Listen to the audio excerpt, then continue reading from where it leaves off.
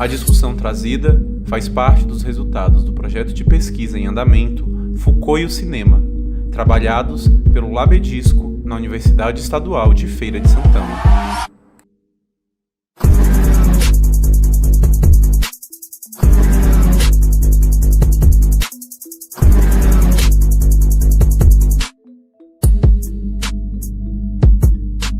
Vamos introduzir o que Foucault denominou de projeto de dessubjetivação, em 1978, tomando 3 instâncias para a demonstração de regularidades discursivas e a instauração de séries audiovisuais e linguísticas para a emergência de dessubjetivações no corpo. O dossiê testemunhal Ercoline Barban, de 1978, o filme Mystère Alexina, de René Ferré, lançado em 1985, e as 22 notícias de jornal que circularam na mídia impressa em 1985 e foram recolhidos no acervo da Cinemateca Francesa, em Paris. Foucault deu uma entrevista em 1978 para o jornalista Duque Tombradori e estabeleceu ali os domínios de uma empreitada de dessubjetivação no mesmo ano em que publicou o Diário de Alexina. Reafirmamos com Foucault que o corpo é o ponto zero do mundo, materialidade do discurso que torna o corpo do indivíduo em corpo do sujeito. Esse processo de subjetivação vai ser marcado ainda com a emergência de práticas dessubjetivantes. O projeto de dessubjetivação é constituído pelos modos como o sujeito é arrancado de si próprio por meio de uma experiência limite. Isso é o que veremos sob as lentes de Alexina, arrancada de seu corpo e empurrada ao limite de sua vida, ultrapassando os limites de sua subjetividade para desintegrar-se, decompor-se diante de uma gama de elementos dessubjetivantes. Foucault foi um diagnosticador dessas experiências limites de dessubjetivação do corpo e buscou sempre compreender como o sujeito se transformava em objetos de conhecimento, estudando a exclusão do corpo do louco, a criminalização do corpo do diferente, a morte, seja na analítica de sua finitude ou sob a dizimação do corpo, pelo soberano com o suplício do corpo. Das experiências de rejeição e separação do corpo, Foucault abre para a questão da dispersão do sujeito. Um sujeito que se desdobra em outros espaços, que é forçado a se dissociar de si no seio da história e se dissolver nas experiências e nas ciências da vida.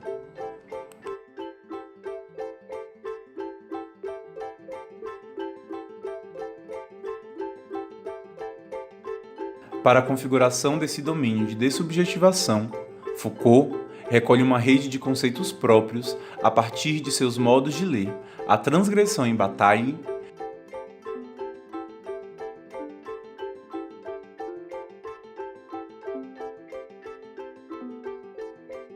de discutir o eu que fala, se despedaça e se dispersa, se espalha até desaparecer com Blanchot, faz fazer circular a questão da descontinuidade com Nietzsche, suas ideias sobre a proveniência do sujeito e seu corpo fraco, intenso e apaixonado no seio da dispersão histórica, e de se debruçar com Canguilhem sobre a inclusão do sujeito nas ciências da vida e suas formas de nela se dissolver. O parentesco entre esses teóricos marca um ponto de encontro entre o discurso e as experiências limites que Foucault problematizou. Nos deparamos com um trabalho sobre dessubjetivação em 2011, durante o pós-doutorado na Paris 3, e em 2013, quando foi escrito A Dessubjetivação de Dolores, introduzindo aspectos básicos do projeto de Foucault. Pesquisando no Google em geral, encontramos a noção em trabalho brasileiro, e também, já resvalando nos anos 2000, o trabalho do italiano Agamben. Depois de 10 anos, a noção passa a circular com mais frequência tanto em periódicos quanto artigos de livros, memoriais, dissertações, teses, eventos. Aparece em busca no Google Books, mas sempre timidamente. Frisamos a importância de se insistir nisso. O campo da dessubjetivação faz parte do mecanismo de movimentação do sujeito entre suas subjetividades e seus processos de subjetivação. Seja em seu diário, seja no filme ou nas notícias sobre o filme, as modalidades de o sujeito se colocar no mundo emergem no estudo sobre a Alexina. Ela vai receber o nome de Adelaide ao nascer. Sua mãe produz aí uma subjetividade e a chama de Alexina. A amante de Alexina vai submetê-la a um processo de subjetivação, atribuindo-lhe o nome Camila, que é a propriedade heterotópica de um nome próprio, unissex. Já no final do filme, Alexina vai sofrer uma aniquilação enquanto sujeito, sendo obrigada, por análises médicas e legais de sua biologia e conduta corporal, a ter que assumir o nome de Abel, apagando-se social e historicamente. O ato de nomear é, portanto, falar de seu eu a si mesmo, e é uma ferramenta para incorporar o discurso na voz de um outro.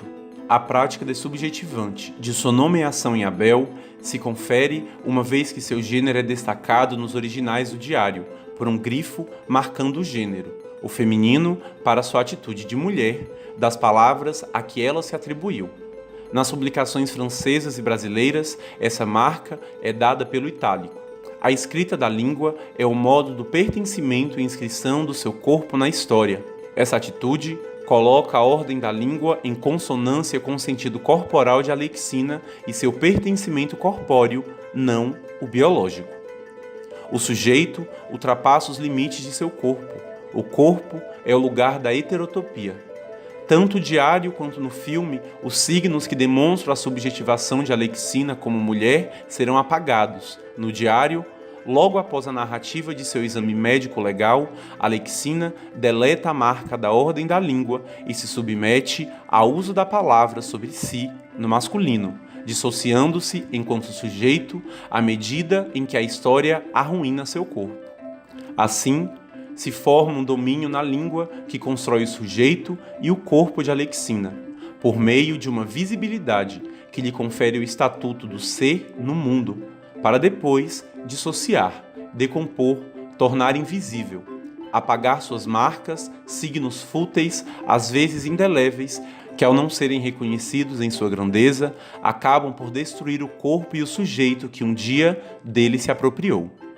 A dessubjetivação é um eixo transversal que perpassa o sujeito e demonstra a sua perda de identidade. Mas esse tipo de violência sobre o corpo parece ficar mais claro quando falamos do processo de subjetivação do corpo para o sujeito e suas formas de resistência. Por isso, mais uma vez com Foucault, se enfatiza o lugar matizado e nuançado do corpo, com suas incrustações sobre o corpo, sutilezas que gerenciam a proposta de subjetivação do corpo, tirando de sua individualidade para lançá-lo no corpo social. Foucault disse que essas marcas de subjetivação são utópicas, são utopias pelo seu efeito de visibilidade e invisibilidade. São seladas pois instauram o lugar do pertencimento em suas enunciabilidades, selam o desejo ao corpo na história da verdade dos corpos. Se destaca no processo de subjetivação de Alexina algumas marcas de utopia seladas que a constituem enquanto sujeito de sexualidade. A selagem corporal, indicada pela mídia impressa na época do lançamento do filme, foi a cabeleira do ator que representou Alexina. Os cabelos são uma forma de o sujeito entrar em si mesmo. Esses signos são daquele tipo, para citar Foucault, frequentemente imperceptíveis, mas que demonstram os modos de subjetivação do sujeito a uma ordem capilar, uma avaliação de códigos morais e de conduta. Soltos, presos em coque, presos atrás, soltos de lado, despretensiosamente presos, os cabelos de Alexina fazem dela um sujeito para um corpo. Adequam o corpo piloso à norma da conduta das mulheres. No caso específico de Alexina, essa forma de portar dos cabelos a coloca como sujeito de resistência diante de sua conduta intersexual, de um corpo inadequado a seu pertencimento social. O sujeito é, portanto, um encadeamento de associações no interior de seu corpo, no real da história, uma utopia que sela ao sujeito a sua conduta.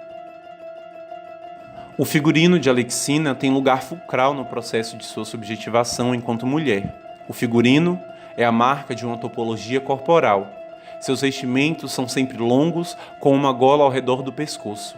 Aí, parece residir não apenas a moda da época, mas um elemento de interdição corporal que protege dos olhos os seios não desenvolvidos, preservando uma seriedade e reserva de espíritos que determinam a austeridade de sua personalidade. Quando se trata de um vestido com franjas, a vestimenta toma o lugar da retidão do corpo de Alexina, modulando os movimentos e as curvas que seu corpo biológico não revelam. Seu vestido cor-de-rosa e seu chale vermelho alaranjado assumem uma prática de existência em torno da suavidade do figurino que contradiz com sua luta social. As roupas de Alexina arquitetam uma geografia corporal que demanda, exige e classifica uma verdade sobre o sexo que, sobre o corpo de Alexina, se transforma em um exercício de poder e prática de resistência. Se traz ainda um último exemplo da selagem utópica que se inscreve no corpo de Alexina. É o seu gestual e o modo de mover seu corpo. Alexina assume para si a objetivação de seus gestos e seu modo de andar com cautela e precaução. Seu corpo parece nos contar a história de uma eterna vigilância sobre si, aquela da subjetivação do andar para as mulheres. Entretanto, seu corpo se apresenta firme e seguro no caso da genuflexão. A contenção de seu gestual é notória. Seu corpo é rígido, move-se a cabeça e as mãos entrelaçam-se na altura da pelvis. Tudo o que Alexina parece ter de esconder nos é indicado nesse momento, incitando-nos para onde devemos olhar seu sexo escondido. O selo corporal introduz os dizeres de um sujeito que, em subjetivação, estabelece sua política de identidade. A dessubjetivação se instala quando Alexina tem a ocupação de maquinista. E aí, Alexina sai de si mesmo. Sua roupa é uma calça, camiseta, camisa larga, cinza escuro. Isso mostra como o sujeito não é mais ele próprio. Seu cabelo, agora curto, jaz sob um boné, quebrando a relação que Alexina tinha consigo. E, sobretudo, a fixidez da imagem, em um plano parado de Alexina diante do trem, demonstra, em imagem fixa, um sujeito dissociado, apagado por aquela produção corporal que não lhe confere mais o estatuto de sujeito Alexina, mas agora sua decodificação dessubjetivante em Abel. As superfícies da dessubjetivação vão fazer o sujeito se superpor a ele mesmo, desarticulando a sua voz e seu lugar no mundo. Isso é dado a ver na paisagem da qual o diretor René Ferré se serve para inserir Alexina. O seu caminho é marcado por um largo horizonte azul em várias tomadas. É o sujeito a caminho de sua dispersão. Em outro momento, Alexina é apenas um ponto na topografia do filme. Seu corpo se alastra e se aglutina à geografia oceânica à sua frente. O infinito do olhar é o seu lugar. O corpo é o infinito. Mas a dispersão vai se tornar ainda mais aguda, até o momento do apagamento total de Alexina na paisagem. Alexina vai aparecer em uma cena da escola. Depois disso, teremos como um fade-out o escurecimento da tela e veremos apenas a paisagem na qual Alexina sempre esteve presente, mas dessa vez sem sua presença corporal. É a dessubjetivação, cumprindo seu papel na dispersão, com o aniquilamento do sujeito. As materialidades da dessubjetivação vão colocar Alexina em confronto com o discurso da clínica e o discurso jurídico. O discurso médico verifica e autoriza uma biologização do corpo de Alexina, em detrimento de seu modo de se sentir e se portar. O discurso médico empreende um discurso físico, racional, aquele discurso do ser vivo e sua biologia determinista, que decompõe o sujeito em taxonomista. Alexina nunca menstruou. Seu corpo externo é o de um homem. Tem a aparência e o andar de mulher, mas não se sente atraída por homens. Diagnóstico e veredito. Alexina não é nem homem nem mulher. Uma anomalia monstruosa. É um sujeito lacunar decomposto. Um sujeito dissolvido na dessubjetivação do corpo social. Mas Foucault questiona: precisamos verdadeiramente de um verdadeiro sexo? Sabemos que o corpo utópico nos dá a possibilidade de uma heterotopia biológica, de transformar, transmutar, transfigurar nosso corpo em outro, para além dos espaços do corpo alhures. Mesmo assim, os críticos do filme Mister Alexina não aprenderam essa lição. Entenderam que o filme enunciava a marca de um hermafrodita, fechado no universo de um corpo de homem, mas que praticamente tinha permitido se passar por mulher durante a vida toda. Não entenderam que a passagem de Alexina a Camille era mais um ato de possibilidade de pertencimento para o sujeito. Mais uma vez, dessubjetivam a Alexina e a tornam invisível. A mídia impressa dividiu a Alexina em dois, inclusive com uma designação linguística de dessubjetivação, Alexina Camille.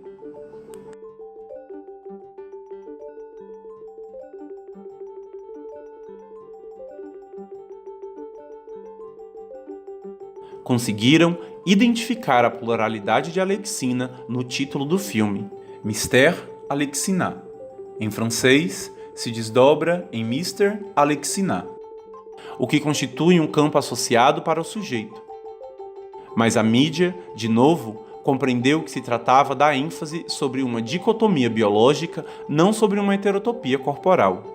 Nesse vale de lágrimas da dessubjetivação, não apenas dissociaram o sujeito, mas cristalizaram sob um sexo. As designações de garçom, homem, são relevantes nas notícias. São designações dessubjetivantes, pois tiram a Alexina da invenção de seu lugar de sujeito. A desestruturação do sujeito pela mídia impressa tem seu auge com o não-lugar, com o estigma corporal nos modos de enunciar ele ou ela, nem ele, nem ela. Até chegar à presença da marca linguística mais dessubjetivante de todas, ex-Alexina, a impressão apagada da pegada de um sujeito que não existe mais. Enfim, apenas um crítico do Le Point e o próprio ator, homem em corpo de mulher, ao ter a voz no François, é que deixa visível o que a cegueira dos críticos não viu ao se pronunciarem sobre a transexualidade, uma forma de heterotopia sexual. Vieman diz: isso não quer dizer que eu seja homossexual ou hermafrodita, ou ainda transexual ou andrógeno. Eu sou do gênero masculino, mas nada impede que quando às vezes eu me sinta em um estado de graça eufórico, tudo isso me parece um estado feminino. E assim, o ator falou por Alexina e enunciou que o filme de René Ferré não preconizava a dessubjetivação como aniquilamento, mas que a dessubjetivação é uma porta entreaberta para vivermos uma experiência do que somos a fim de sairmos dela transformados, recriados, reinventados de um presente sufocante e míope, que vê, mas não enxerga os tantos modos possíveis do corpo fazer a sua história.